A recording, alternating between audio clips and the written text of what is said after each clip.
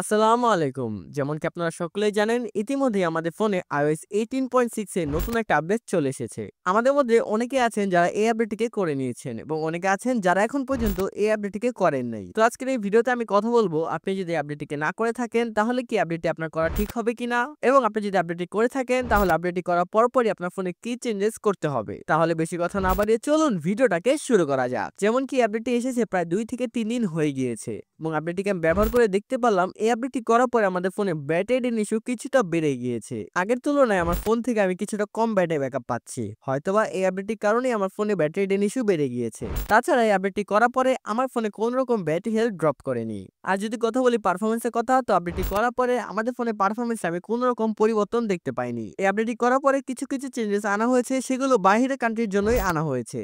আমাদের কান্ট্রির জন্য তেমন কোনো চেঞ্জেস আনা হয়নি। আর যদি কথা বলি বাগসের কথা, তো আপডেটটি করার পরে আমার ফোনে কোন রকম বাগস আমি দেখতে পাইনি। আশা করছি আপনারাও এই আপডেটটি করার পরে কোন রকম বাগস দেখতে পাবেন না। সব মিলিয়ে এই আপডেটটি আমার কাছে মোটামুটি লেগেছে, কারণ আপডেটটি করার পরে আমাদের ফোনে তেমন কোনো চেঞ্জেসও আনা হয়নি এবং নতুন কোনো ফিচারও অ্যাড করা হয়নি। তার উপর দিয়ে আরেকটা খারাপ জিনিস হয়ে গেল যে আপডেটটি করার পরে আমাদের ফোনে ব্যাটারি ইস্যু বেড়ে গিয়েছে।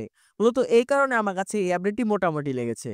এখন কথা বলবো, যারা এখন পর্যন্ত এই আপডেটটি করেন নাই তাদের কি আপডেটটি করা উচিত হবে কিনা। আমি বলবো, যদি আপনি এই আপডেটটিকে না করে থাকেন তাহলে অবশ্যই আপনার এই আপডেটটিকে করতে হবে। এখন অনেকেই প্রশ্ন করতে পারেন যে আপনার তো এই আপডেটটি অত একটা ভালো লাগেনি, তাহলে আপনি কেন সাজেস্ট করছেন এই আপডেটটিকে আমাদের করার জন্য?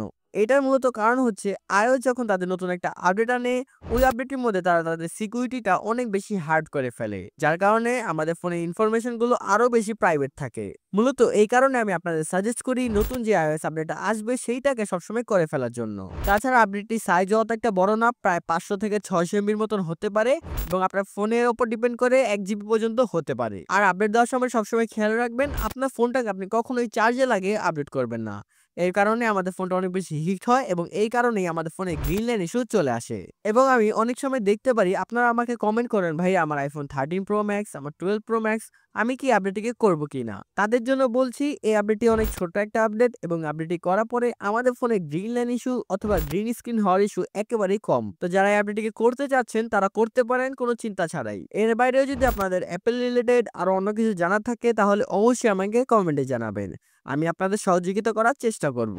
তো আপনাদের মূল্যবান সময়টুকু আর নষ্ট করছি না। আজকের এই ভিডিওটা ছিল এই পর্যন্তই। ভিডিওটা ভালো লাগলে অবশ্যই একটা লাইক করে দিবেন এবং চ্যানেল নতুন হলে চ্যানেলটাকে সাবস্ক্রাইব করে আমার সাথেই থাকবেন। ধন্যবাদ সকলকে। দেখা হবে নতুন একটা ভিডিওতে।